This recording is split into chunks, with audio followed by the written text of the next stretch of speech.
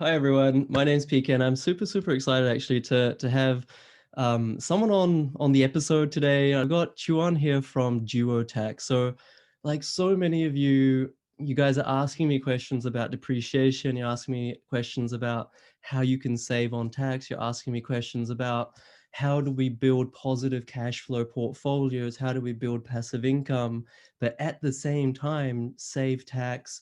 All these types of things. And look, you could say I'm an expert, but nowhere near as much as Tuan, who he's got a really successful, you could say, quantity surveyor business. I don't know what the official term is. There's like, the big end of town, you got the BMTs and the like, but really for my clients and the types of businesses I like to work with, it's really kind of, those more boutique, mid-tier. They give you personal attention, they hold your hand, they really try to understand you. That's really the type of team you want in on your side, like a mortgage broker, conveyancer, quantity surveyor. You want property managers, all these types of people who actually care. No one cares about your money as much as you do, but if you can find the right team, then you can go really far in property investing. So I'm actually really glad that I'm doing this thing with Tuan, who's we were just speaking before, he's a really nice guy, if I can say that. Not everything is about property, there's something to be said about being nice. Really nice guy. I wouldn't say rags to riches story, but he's built his business in a very entrepreneurial fashion from literally, I think you said, Chuan, like from your, mum's backyard or something like that. So, now he writes thousands of depreciation schedules every single year. Not personally, he can't do that physically, but he has a team that does that. And like, this is really like, this episode is really intended to just be like a, like no BS, straight to the point ways that we can actually help you as potential or existing property investors save tax and build passive income in the most optimized way possible. Do you want to achieve wealth and passive income through property investing? PK Gupta, host of Oz Property Investment Mastery, will help you achieve passive income by buying top 5% growth and positive cash flow property and building a portfolio using data without you wasting months of time doing research, spending weekends at inspections, or dropping $10,000 to $20,000 on buyer's agents each time. So if you are confused and overwhelmed by the amount of contradictory information available online and don't know where to start, then this show is for you. So without me fluffing on for too much longer, thank you so much for making time, Tuan, and welcome.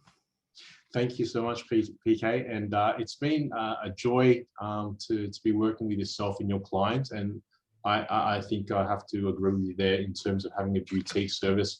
We don't work with large organizations when it comes to providing tax depreciation. We work with some really nice mid-tier boutique providers of their service, whether it's accountants, solicitors, conveyancers, mortgage brokers, and of course, an abundance of different type of property professionals, including real estate agents, property managers, and even buyers agents. So diverse, but being able to, I think having a good enough team, not a huge operation I have here, but we have a big enough team that we're able to cater to clients in terms of their needs and what their expectations are and what type of properties, depending on the type of properties that they have. So, myself and a team of 20 of us across Australia here, we look after a lot of interstate investors. As you know, people buy anywhere and everywhere these days. Yeah. And also commercial, residential, we do the whole lot, and we've seen it all. We've seen petrol stations in regional Victoria. So there's not much that we haven't come across, and that gives us good exposure to help clients. Cool. So what I'm going to do now, with your permission, Tuan, is like just kind of be the mouthpiece for my audience and ask questions to you that they ask me about depreciation. So I hope you don't mind. Like the first thing, and everyone knows that I'm against this, but first, can you start off by, there is 1,001 property investment companies out there that try to sell you a house and land package because it's brand new. And because it's brand new, it has great depreciation benefits, right?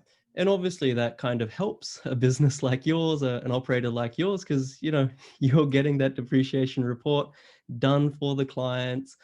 and they don't realize that the novice or new property investors, they don't realize that all this depreciation that you accumulate over time, if and when you sell, you need to pay almost half of that back to the ATO. So I just really wanted to start there. And I wanted to ask you this question.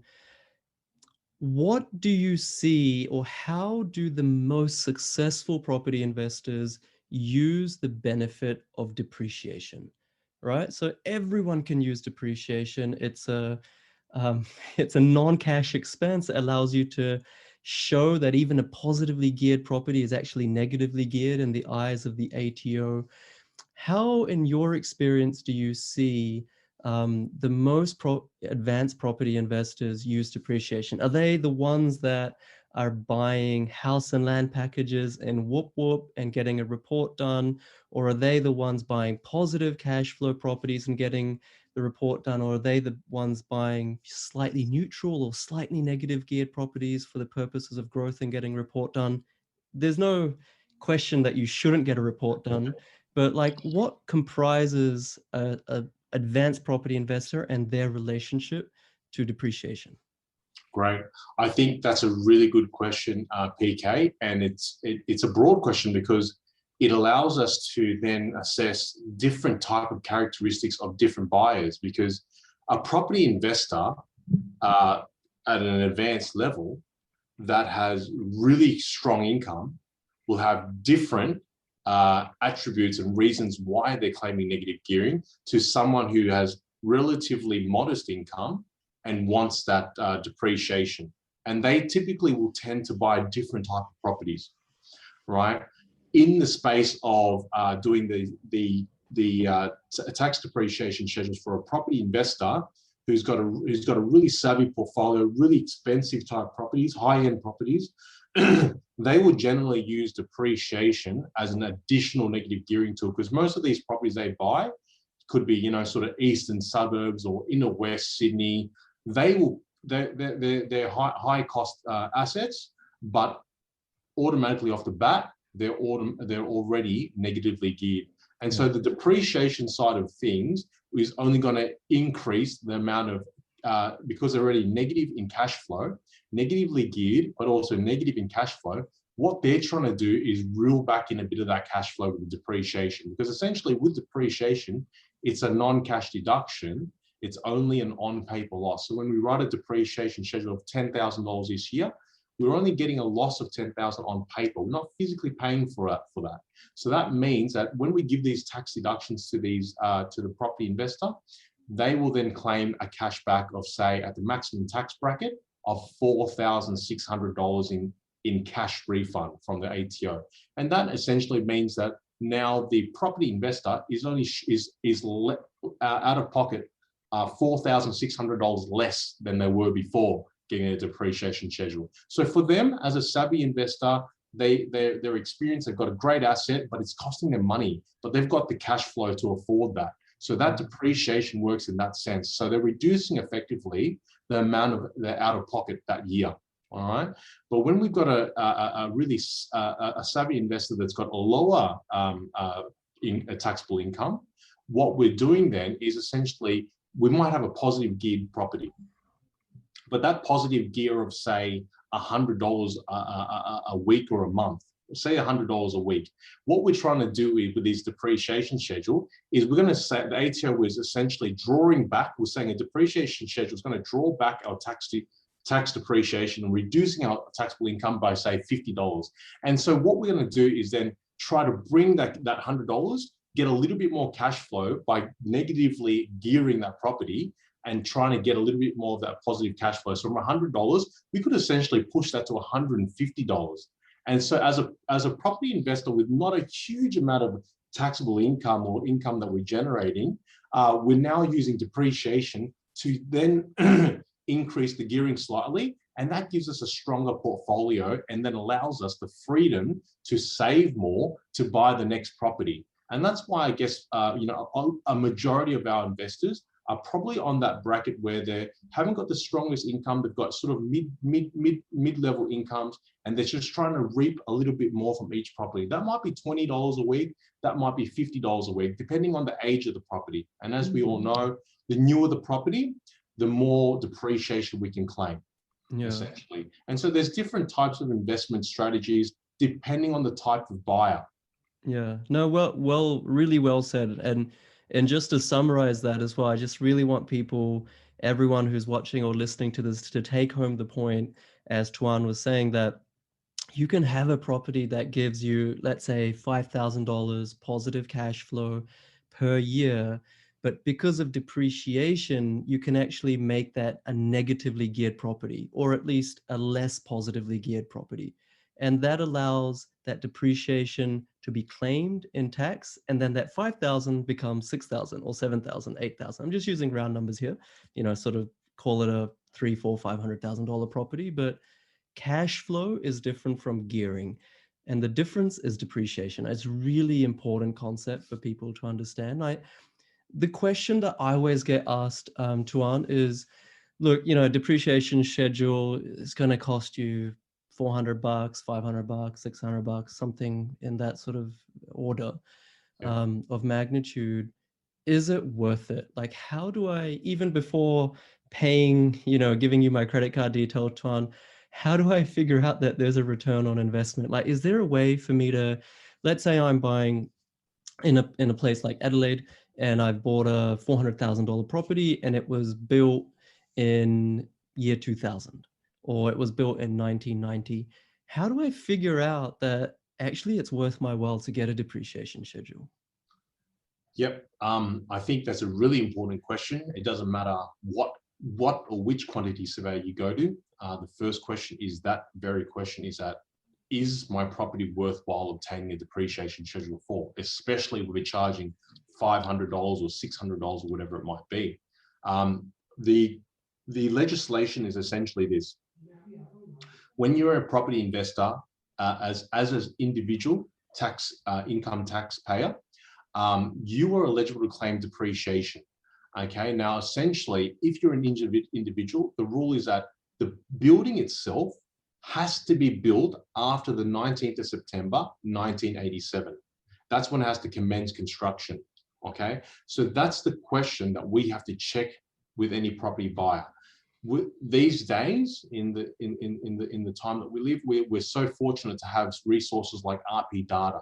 All of these historic information is already logged with RP data, or CoreLogic, which is essentially a real estate software that a lot of property professionals have access to. Yeah. On these apps, we can check with every address when the property is built. Most of the time, that is, I would say, 98% accurate, fairly accurate information, unless we have information that is mislodged by somebody. But for the most case, we would say that, checking with a quantity surveyor, when was my property built? What depreciation is eligible? So there's two classes of depreciation that you're entitled to claim. The first is the building, which has a cutoff of 1987 is the cutoff when it's the earliest it can be, the latest it can be built. And then the other asset is called plant and equipment. So that makes up things like your oven, range hood, carpets, air conditioner, hot water systems, generally anything that's motorized or will wear and tear much faster than the building. The building, of course, is being your slab, your frame, windows, doors, roof. Those assets there will last 40 years, okay? Whereas with plant and equipment assets, they're classed differently. They've got their own effective lives. So things like your oven, for example, have a 7-year effective life. Your carpet will have a 12 to 13-year effective life.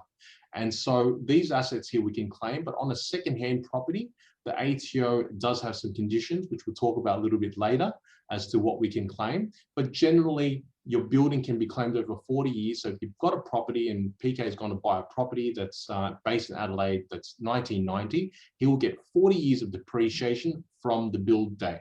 So essentially from 1990 all the way to 2030, he can claim depreciation depending on when he bought it. So he'll have a tax deduction on the depreciation of the building of the year that he buys the property all the way till 2030. Yeah. And it was like you were sharing with before we started hitting record, like that sort of aha moment where you get your first property and you get that depreciation report and it's like, I have one property in Northern Queensland, and it was about, I think I bought it about 5 years ago, and it was about 5 years old at the time or something like that.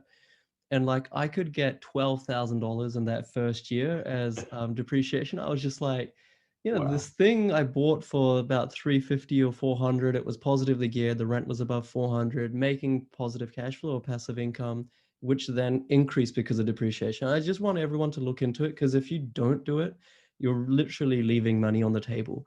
And I mean, I don't really care who you use. Tuan's a great guy. You should use Geotax, but I mean, the There's point is plenty do of it. advice. That's Do it. that's the That's point. right.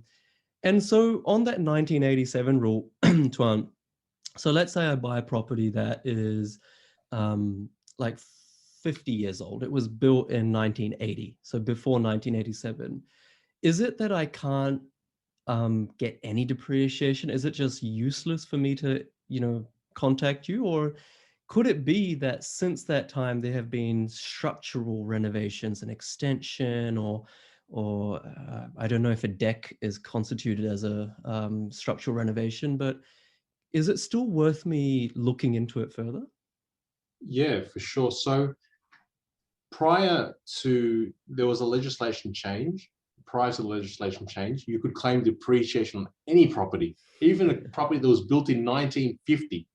So if you bought a property in 2015, the ATO would let you claim depreciation on plant and equipment that was essentially 65 years old. Yeah, So I remember. Yeah. the quantity surveyor, and that's when we first met, PK. Well, Yeah. we that was the era when they would allow that, and you could buy a property that was 60 years old and still get the quantity surveyor to verify what the cost of plant and equipment was on a 60-year-old piece of carpet.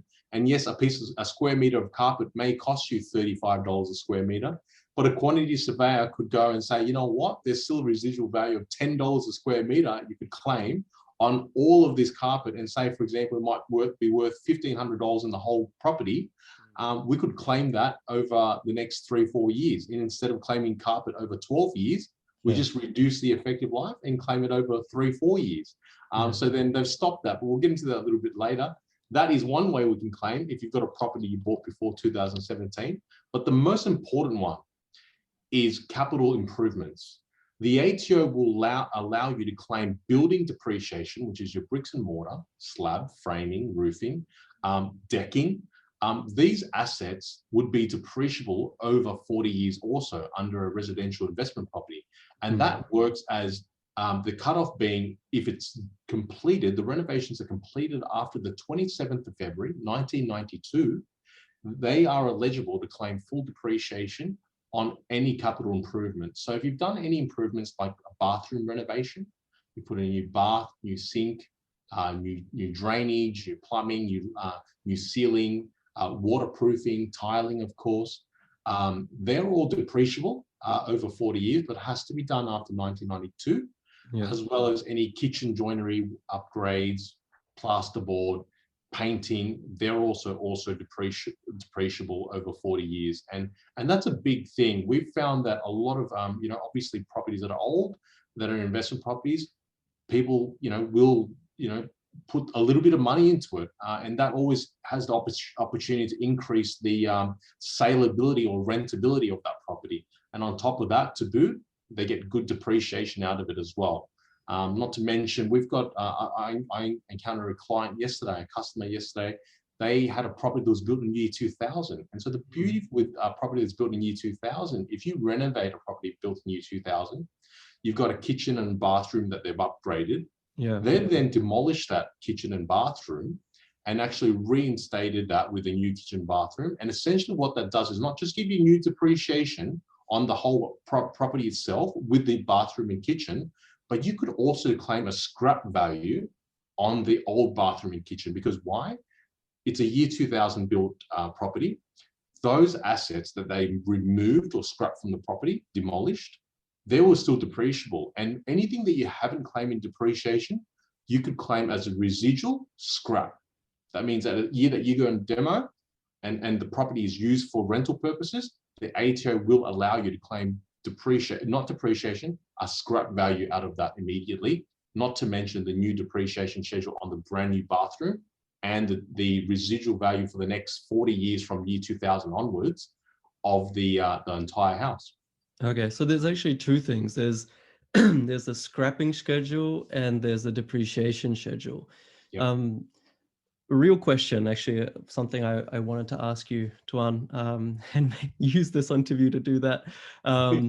This is a real example, guys. So I bought a commercial property in Townsville relatively recently. I bought it like about maybe $150,000 under market value. It's in the low 400s. Rent is like 8% net. You know, good deal, but it needs a new roof. Now we got some quotes. You know, it's kind of like it's multi-tenancy, which is very rare in that price point. It's got a panel beater, a car detailer, and a paint business or something like that. It needs a new roof. The quote will be like around $40,000 to get a new roof in. The property, the commercial asset, was built in 1980. So in terms of scrapping schedule, in terms of the timings and rules, Tuan, before I get the new roof, you know, fitted in, should I be getting a scrapping schedule just in case there's some, you know, deductibility there, or because it was built pre-1987, do I get nothing? Is commercial different in its rules as resi? Great question. We've dived straight into commercial, and commercial is a whole different kettle of fish, because remember that bit where I said that properties that were residential could used to be able to claim depreciation on a property pre-2017. We used to be able to claim the whole lot, any carpet, any ovens, old range hoods, the whole shebang. A room unit air conditioner, the one that hangs out your window, you could also claim depreciation on that. Well, in commercial, we could still do that. So the legislation does not affect commercial property investors. So even if you buy a commercial property in your individual name, just like a residential property investor does, if you buy it in your individual name, you can claim full depreciation on any plant and equipment, even if it's 100 years old. And that rule still applies. So the ATO does treat it like a business and allow that.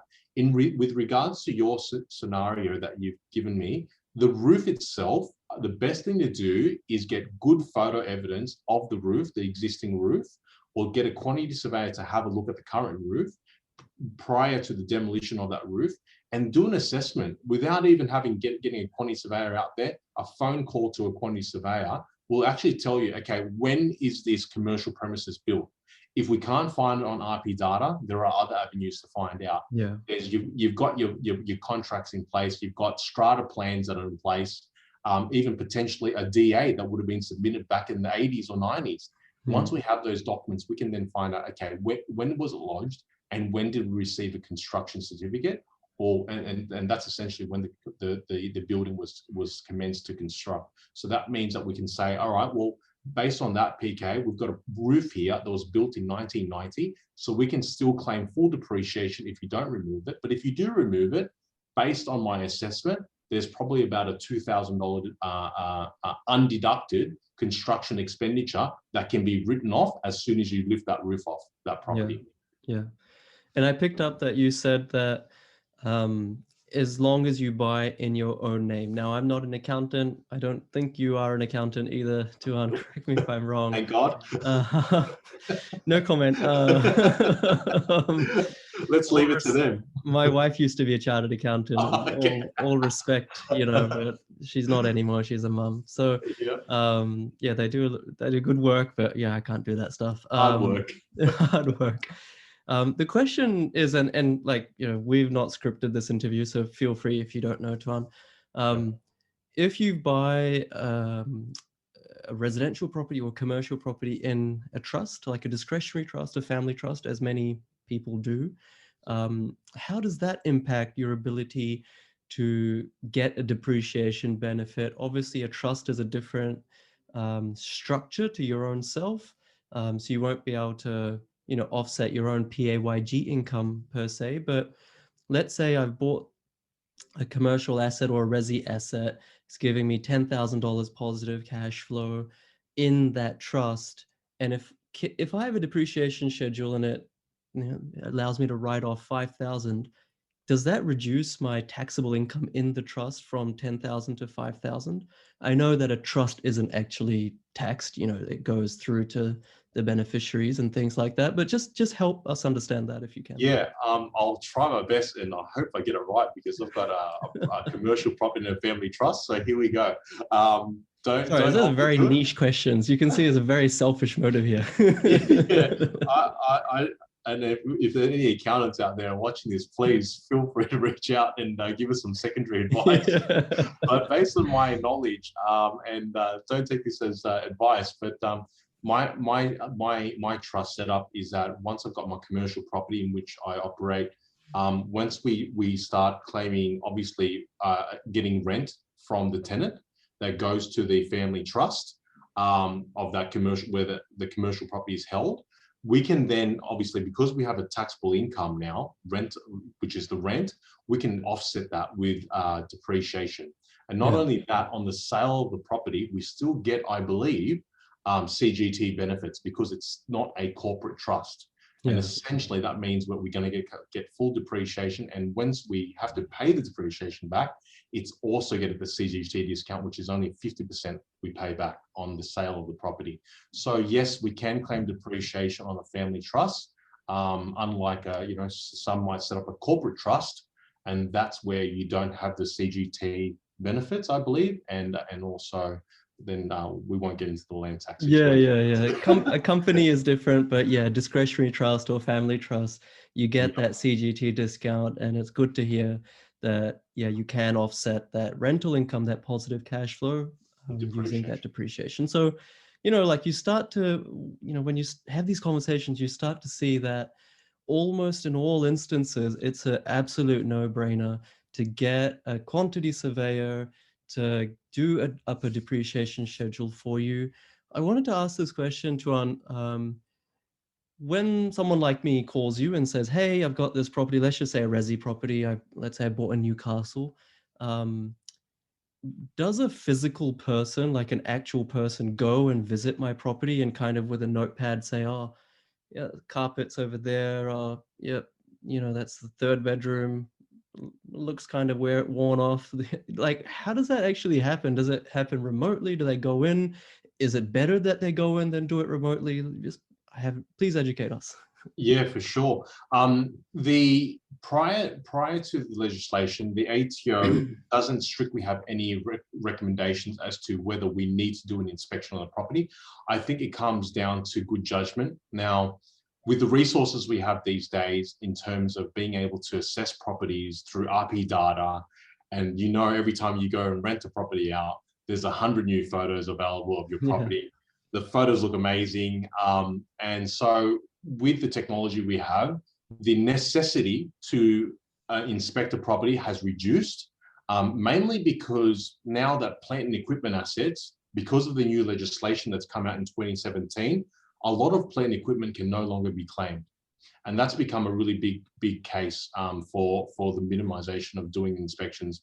When it comes to working out depreciation of an asset, for example, an oven or a range hood, these assets usually come part of a scope of works when it comes to a brand new contract. You've got a brand new building contract. They will come up with, say, you've got a 600 wide Miele oven or range hood or cooktop. We generally will have an idea of what these assets will cost, including the cost of installation, of course, and depreciate based on that. So usually a building contract will substantiate that. In a second-hand scenario, we don't need to claim depreciation anymore. We do include them as part of a capital loss schedule.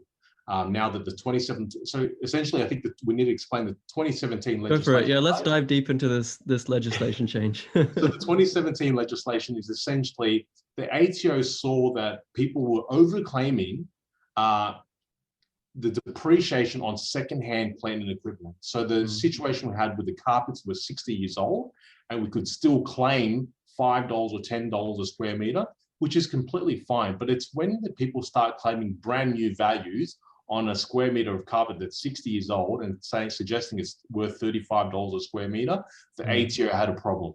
So what they've done to eradicate the problem is by saying, for individual property investors, or self-managed super fund, or even what other scenarios? Usually, I think it's just those two organizations, or even a family trust.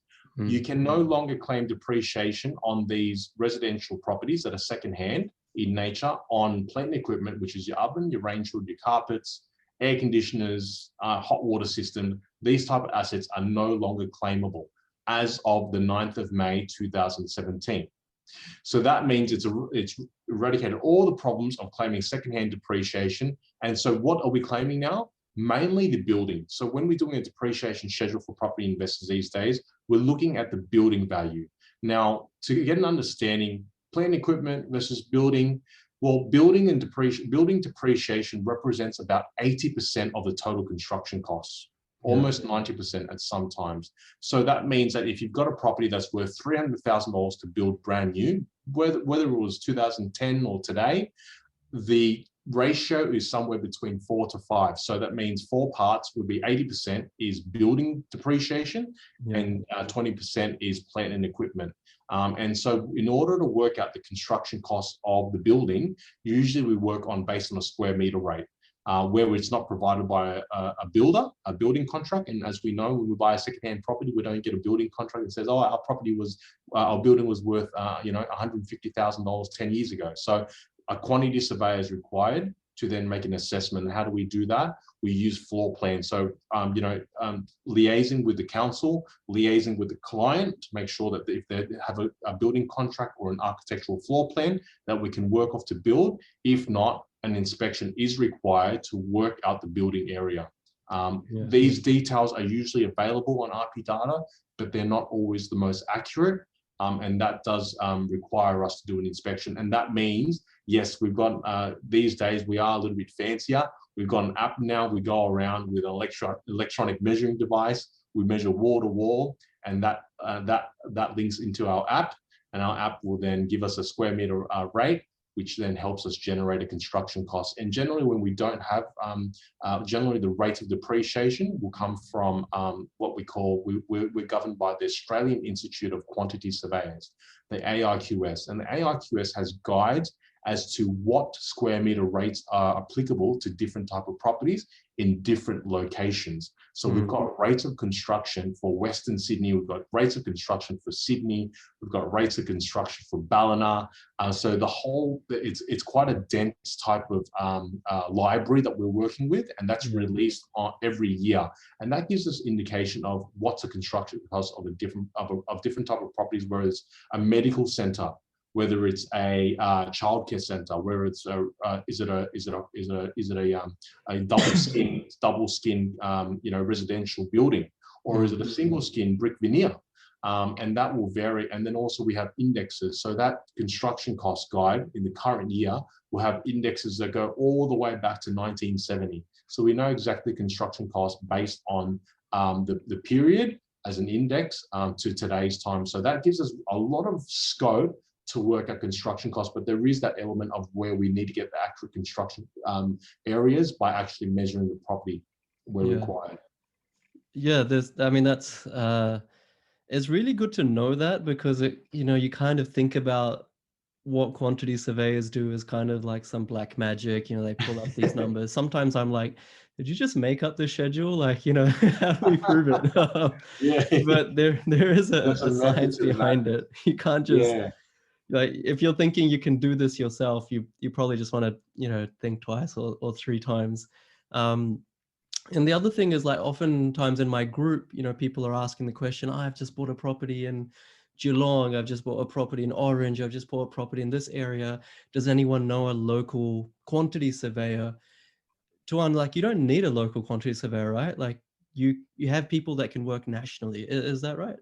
That's correct. Yeah. So we've got a team on the floor in all the major cities to help us out in terms of doing inspections. But generally, when it comes to quantity surveying, the quantity survey is governed by the ATO and the AIQS, which is a national body, right?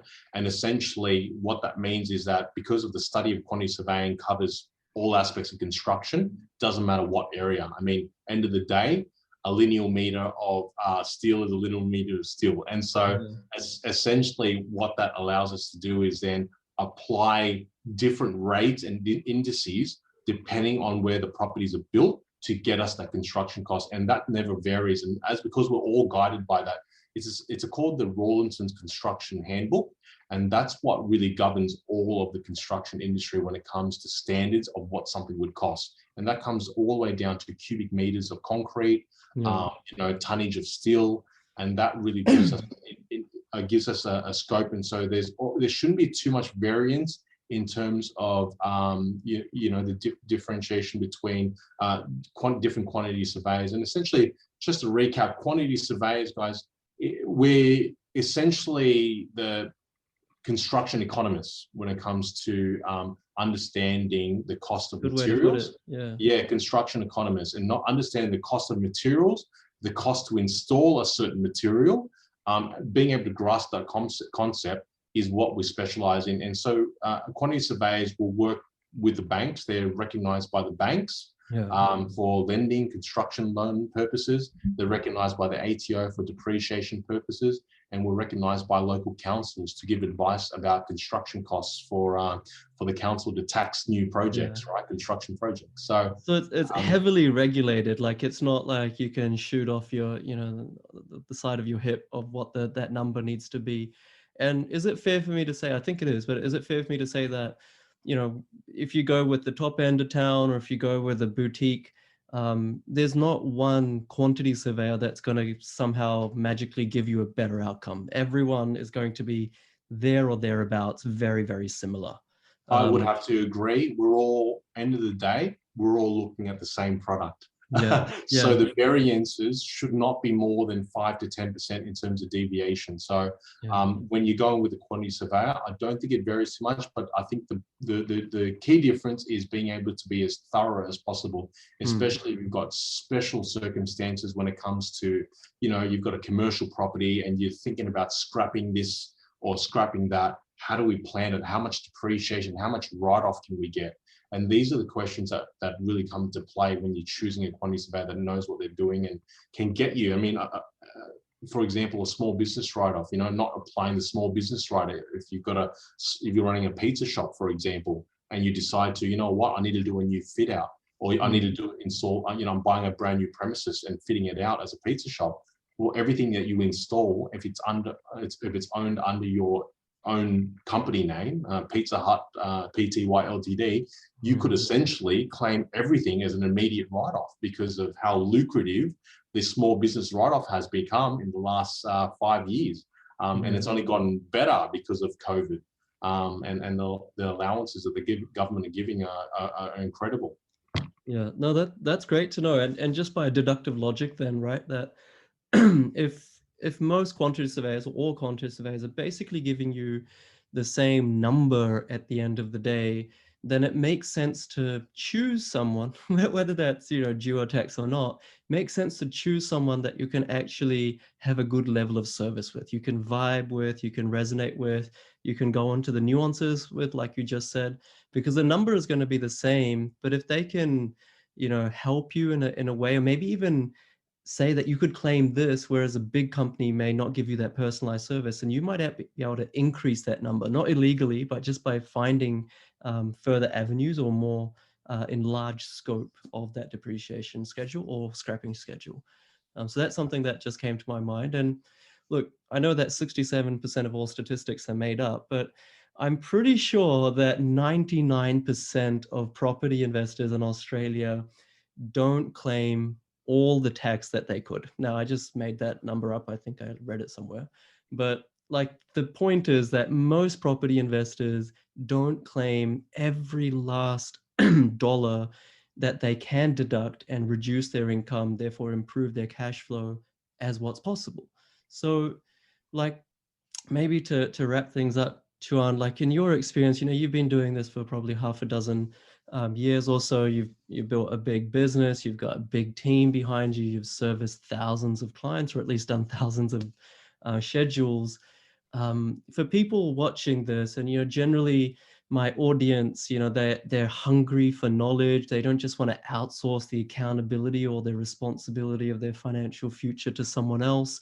They, kind of, between the ages of, let's say, 20 and 45, they're hungry to build passive income, not so they can buy a Lambo or anything like that, but just so they can get their life back. Like, what's the one biggest piece of advice, other than, you know, get a report done? What's the biggest advice that you can give them in the realms of quantity surveying? Yeah, I think the biggest advice I could give is that, you know, it's never too late to talk to a quantity surveyor. The ATO is very generous when it comes to tax depreciation. They will allow it because they see it as, you know, an effort for you to invest, and with investing comes entitlements, and that's black and white. So if you've got an investment property, they will allow you to amend tax returns. Okay, in some cases up to 4 years. We have customers with properties that have purchased back in 1990 and were never advised about depreciation, have gone all the way back by raising an objection, not always guaranteed, but raising an objection. And they went back for over, I think it was 25 years to amend tax returns, to claim So they just depreciation. like won the lottery, basically. Yeah, yeah. So it's really important, you know, that you build a great team. As a quantity surveyor, I may be biased, but like, you know, for myself as a personally, in my experience, is that I've built a great team. I've done things that are wrong. I mean, I bought properties off the plan that I shouldn't have, that I didn't want to. And don't get me wrong, there have been properties that are new that I've bought that have been amazing, but some, you know, where I've got given bad advice on properties. And so the best thing to do is to build a good team, build a good network, be surrounded by good people that understand going through the same journey as you and sharing that passion as you, and learning from them. Because, you know, like the old saying goes, if you never ask, you never know. And always ask the question. And sometimes, you know, these people, especially when you're surrounded by people like PK, the information is always free and it costs you nothing. And they're just generous with their knowledge. Knowledge is power, but knowledge is also useless if you do nothing with it. And being able to share it, it gives people like PK also an abundance of joy, being able to see you thrive. So my biggest, you know, I guess, advice as an investor myself, as a quantity surveyor, is to build a great team and always leverage on resources, because these tax deductions that, I mean, I've experienced customers coming to me and saying, oh, I've never heard about depreciation, and they're, you know, they're a doctor and they've, you know, in their 40s, and they've got 10 properties and never heard about depreciation. They end up getting 10 reports in a row. And I think that's crazy. How is it that someone that's so knowledgeable in that space hasn't been well educated in this space? And this is why they work. I mean, they're paying 46 cents to the dollar on their income, and they don't know about the ways to save that 5, 10, 20% tax. Yeah. So it's really important to have that team, build a power team around you that understand what you're going through. Yeah, no, really, really well said. And like you said, ask those questions. And I just want to pick up that point that you said as well. Build that team around you. A quantity surveyor is an essential part of that team. Building a team does not mean that, oh, Tuan and PK is saying I need to build a team. I have no idea about property investing. So let's just find someone who will build my team for me and that will handle everything for me. That is a recipe for disaster, because no one cares about your outcomes as much as you do. Building a team means to learn to be the captain. All right. The most important real estate is between your two ears. Learn to be the captain, but find your players, right? Find your players, know enough to be able to manage them. Right, know enough to be able to ask Tuan, hey, I need a scrapping schedule. I need a this and that. You don't need to go off with that fancy app, you know, and kind of figure out the square meter rates and everything like that. Know just enough so that you're getting what you need from your team, and your team will do the same as well. So hopefully that was making sense. Hopefully this interview's actually been actually, you know, useful. I haven't got Tuan here just to plug his business, although it's I've used Geotax many times and I referred to Geotax for my clients, but really I couldn't care less, you know, who you use. Geotax are fantastic. I highly recommend them. But at the end of the day, just get it done. Like, you know, just get a report done, and please, please, please get educated. Okay, guys. Anything lastly that you wanted to share or say, Juan? Yeah, guys, it's free knowledge. We've on I think all, if not Duotax's website, all quantity surveyors websites that specialize in tax depreciation, they've got free calculators. You can plug in when you think your property was built, or if you know when your property is built, how many bedrooms, how many bathrooms, and you could actually get a depreciation estimate, and it will actually tell you without even picking up the phone. So it's really handy these days. We've got an amazing calculator I've spent a lot of time building. So make use of it, put it in, and it's free, it costs you nothing. And at least you know $6,000. It even tells you, put in your taxable income, and then it will estimate a tax refund. So Yeah. it's kind of really savvy for everyday property investors.